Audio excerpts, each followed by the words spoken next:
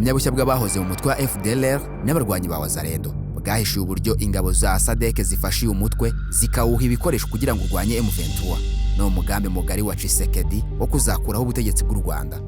Ni ubuhamya bwatanzwe n'abahoze mu mutwe wa FDLR CRAP bishyikirije u Rwanda nyuma y'aho babonye ko basumbirijwe mu burasirazuba bwa Kongo. CRAP ni ishami ridasanzwe mu gisirikare cya FDLR rizwi nka Commando de Recherche et d'Action en Profondeur, rirwanaho rukomeye. Abarwanyi baryo bashyigikiwe na leta ya Kinshasa, ndetse mu minsi ishize umugore wa Tshisekedi yagaragaye yagiye kubasura mu bitaro. Abishyikirije u Rwanda ku itariki ya 4 n'iya 5 Gashyantare 2025 basobanura ko ku rugamba bajyagaho ingabo za SADC zabahaga ibikoresho zikanabafasha gutera ibisasu biremereye barwanya M23. Muri FDL nagwanye indambara 15 zikomeye. Indambara yo muri Ruvumu twagwanye turi hamwe n'abanyatura bo kwa Janvier. Iya kabiri yo nagwaniye Imuheto twari turi hamwe n'abanyatura bo kwa Inyasi. Iya gatatu yo twagwaniye Kagusa naho abafaridese bari batangiye kuza, nabo baza abafaridese, haza ng'abafaridese nka 50. Iya kane yo twagwaniye Kingi yo yaririmo abarundi, SADC zo zajaga ziratwapurira ziri kuduterera amabombe, irimo n'abanyatura, ubwo abo nibo n'Abazalendo. Iya gatanu nayo nagwaniye ku Ikarenga, nayo yaririmo abarundi n'abafaridese, irimo n'Abazalendo.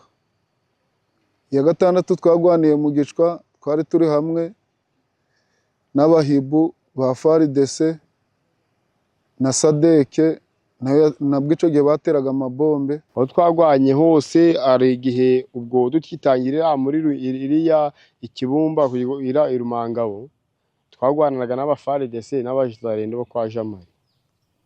Ubwo tugeze ino intuza rero Isaki no twigino hino ku Tabi, naho nanone n'abafaridese kense intuza muri Ntaringi no mu Gicwa no twafatwanagana n'abarundi n'ingabo za faridese tunanone n'Abazalendo. SADC yajemo turisakige twaga turisa turi no hejuru aho bita Makombo. SADC niho yashiraga imbunda aho bita mu Kimoka, itwapuya iduterera y'amabombe ku nturo. SADC ico yakoraga yarasaga amabombe bari kugarasa yo M23 igize gute, iri natwe tukaba turi hasi nyine imbere.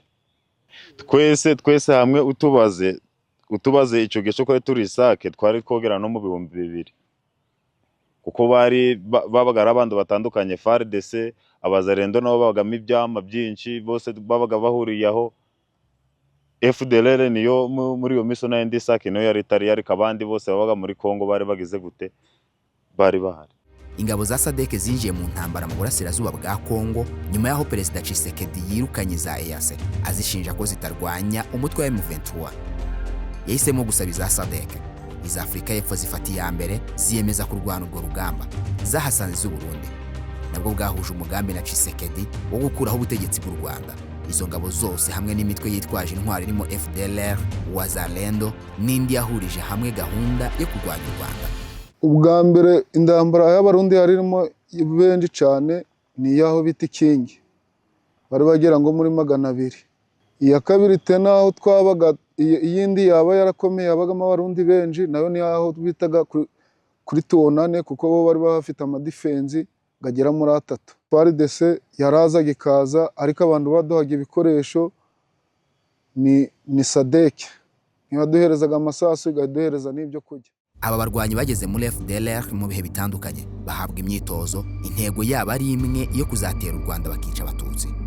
Muri FDLR nari mazemo imyaka 12, ninjiriye aho bita ku Tabi, navuye ku Tabi banjanye ngo ninje gukora igisirikare ngo tuzatahuke ngo tuzaje gufata u Rwanda rwacu. Namaze kwinjiramo tangije imyaka 4, banjana kwiga Seyi aho bita Rugari.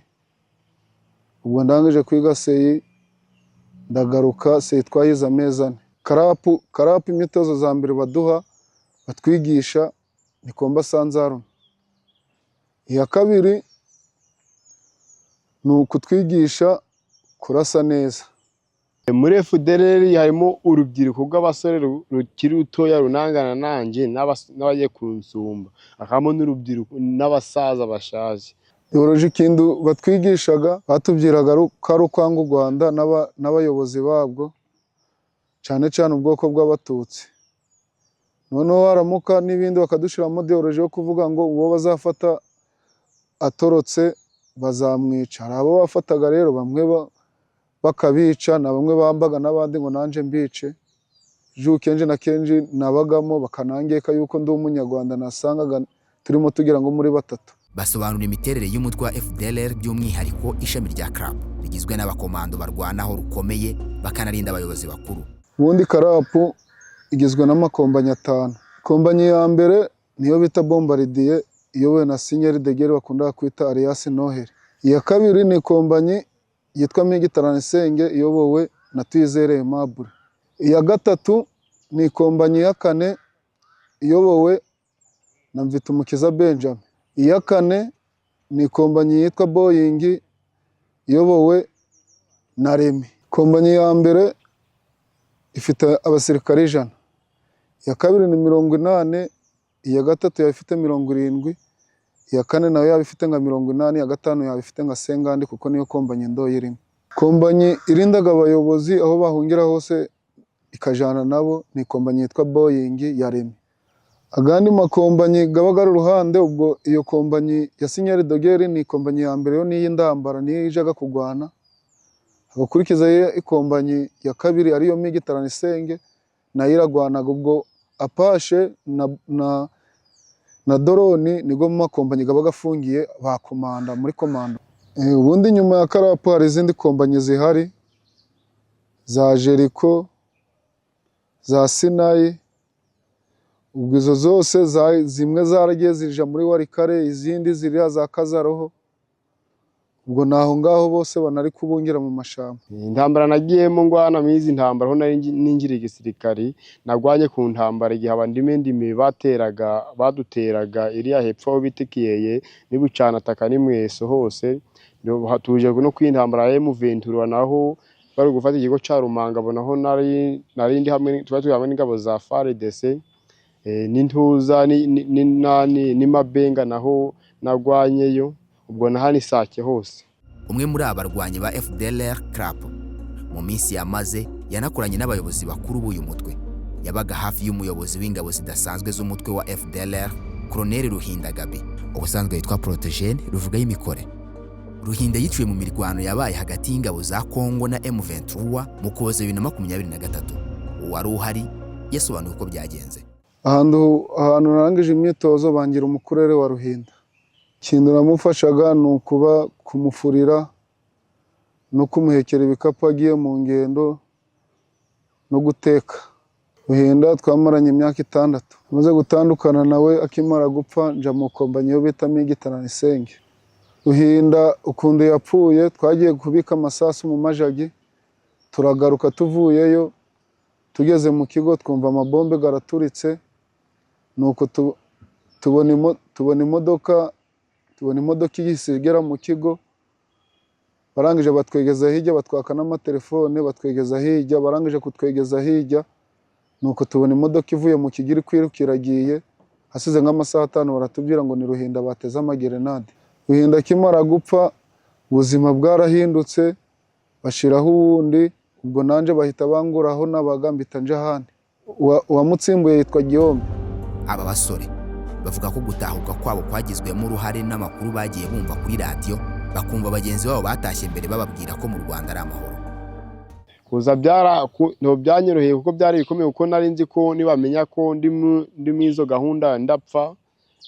Ariko nkimara kugera Igoma, kubera Igoma aho M23 kubera yafashe Igoma, byabashe kunyohera kuko nari nzi ko niyo bamfata navuga ko nge nituye.